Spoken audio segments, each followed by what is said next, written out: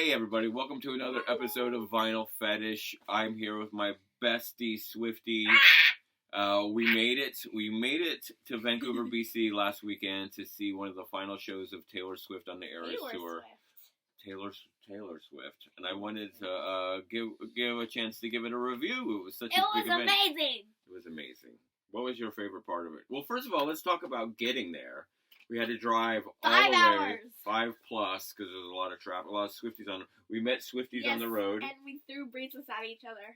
Bracelets being thrown back and forth on I-5 between Swifties. We had some graffiti on our car. Yeah, we wrote with Posca markers. We wrote like Taylor Swift related stuff. Yeah, like getaway car. Yeah, and on the back, I made a drawing of a friendship bracelet that said Eras Tour. Yeah, so people knew where we were going, and there were lots of other people. And on my side, it said broke Swiftie dad with my Venmo. But then I got to Canada, and I found out nobody in Canada uses Venmo.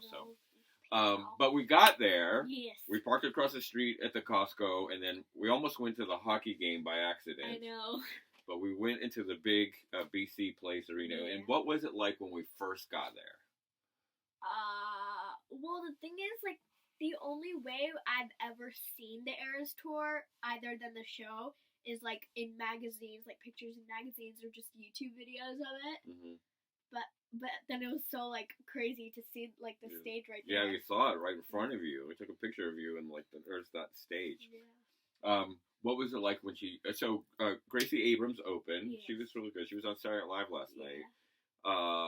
She was pretty good. Yeah. Got the crowd warmed up. And then the clock came up. Yes. The countdown.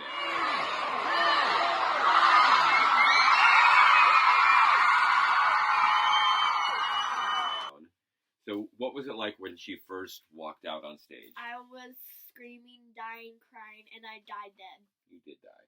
You know, it's so funny because I was about your age, a little bit younger. I was 9 when my parents took me to see Elvis Presley. And It was sort of like the same exact thing. Where I just thought, went crazy. I know. Because you're like there, you're in the room with her. Like, she's right there, breathing the same air. You're not listening to a recording. I know, because my best friend couldn't go, and she's, like, one of the biggest Swifties I know, and I felt so bad. And I promised her that I would take a container and scoop up Taylor's air, but I forgot to bring a container. Yeah. Oh well, it's in your essence. I mean, this is the shirt that you got at the show. I got it at the show. Look, and it has all the dates on the back. Yeah. This is the shirt that I wore at the show that I haven't washed yet, so it still has her shimmer on it. Yeah. So for people that don't know, this is kind of a retrospective of her entire career over 11 albums, where she does an album at a time. Because of the new album, Tortured Poets Department, she's kind of put Folklore and Evermore together into one set. Their sister albums. Yeah, their sister albums. And I don't think she played any. Oh, she didn't. I don't think she played anything off debut. Did she? I don't think she did. Remember, but I don't. Yeah. Maybe only like one. She has an acoustic set where she played this great song, "Never Grow Up," which is one of my favorite. Made me cry. She also played Haunted and. I'm blanking. Okay, I'm going to ask you a question. For Taylor Swift fans, what do you think the most exciting thing was? Like, if you're talking to other Taylor Swift fans who've never seen her live. It was just so crazy just seeing her, like, right there. Like, the only way I've ever seen Taylor is, like, in a magazine or in, like, a video or whatever. So it was crazy to see her, like, right there. That's one of the great things about concerts, is you get to see the artist in 3D. Okay, for someone who isn't a fan of Taylor Swift, what would you say was really great about it? How would you tell them that it was worth all this expense to get there? How could somebody Could somebody not not like Taylor Swift? like? Well, there are some people. Well, what if you were to say, like, she puts on a really good show? Yes.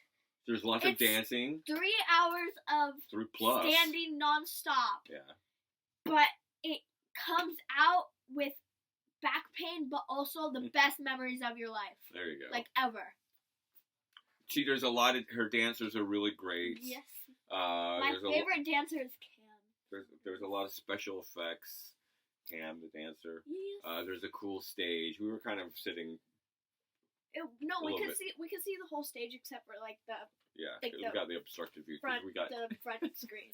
It's all we could afford. We could also see the back of the stage. Yeah. But we could see the whole stage. Yeah. Okay. So what? I'll tell you.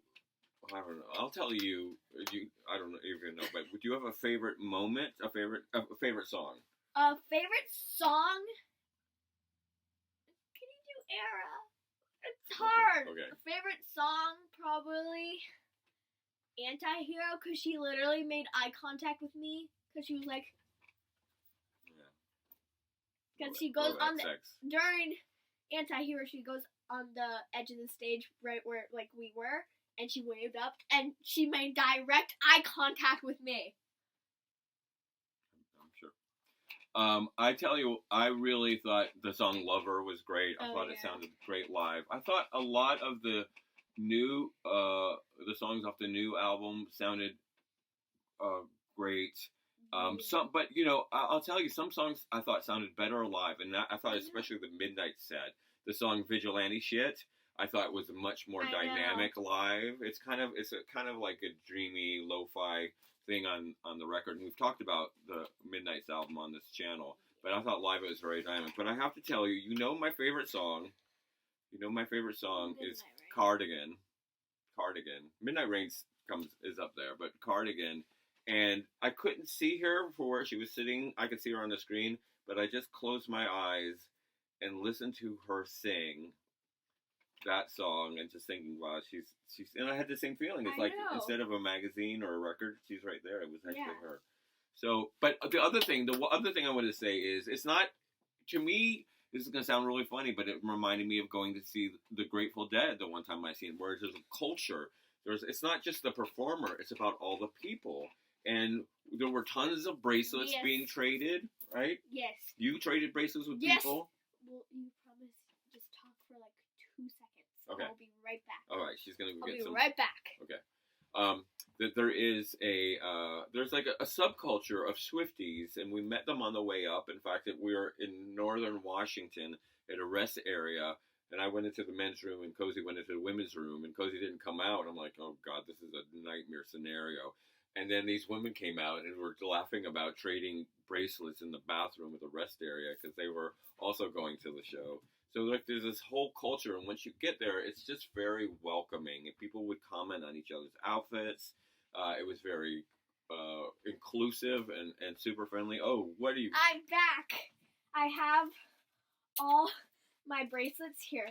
You keep talking. Sorry. Well, even after the show, people were handing out bracelets. And I think people, made bracelets. I mean, I got some from some parents. This one was given to me by someone who went to a show last year. But to have a bracelet. And then when we got home, we spent the night in Bellingham and drove home in the pouring rain. And Cozy's best friend, who is a diehard Swiftie, was having a birthday party. And they knew that Cozy was coming from the Eras tour to hang out with them, a gang of Swifties, and she knocks on the door, and you just hear all these screams. They were literally screaming at the top of their lungs. Because Cozy's like a rock star. I have more, but they're downstairs, and then, look at this. Oh yeah, we also had wristbands that would light up, and during different parts of the show, they would blink different colors or in different patterns. I felt so bad for my friend because she couldn't go, so I gave her my dad's wristband, but mine isn't different. It still works. Yeah. So that was cool too. So that meant we got to be a part of the show. So it was a very, like, we're all a part of this. And she did a brilliant job of making us feel like we were being sung to personally, even though it was 60,000 people, 3 nights of 60,000 each. 3 hours long. It's crazy. Yeah, it was very well done, and she's just such a great performer. What do you think she should do now that she's done with this 2-year-long tour? Take a vacation. Yeah. Like a 2-year vacation or whatever. She Yeah. needs it. She needs it. Non-stop work. She's a workaholic. Seriously. Okay, so we wanted to give that review. We also want to thank all the people who helped support this. There were a lot of people who contributed to get us the gas money to get up there, and you will see their name on the screens right now. Here they go, rolling by. Thank you to all these beautiful people. Look at these wonderful people who chipped in. Some chipped in $20. Somebody chipped in 1989. Very clever. Somebody chipped in $200. So we really appreciate it because tickets aren't cheap anymore, as you know. All right, Coz. Well, thank you so much. We there is another. So we're gonna get back to our top 200 album count through. There is another TS album in that count through, and maybe we'll bring Cozy up to help talk about it. I'm not gonna say what it is. You already know. But can I spoil it? No. No. We got let them dangle. Okay, there we go. Thanks everybody, and we'll be back to talk about the Ramones soundtrack, Rock and Roll High School, very soon.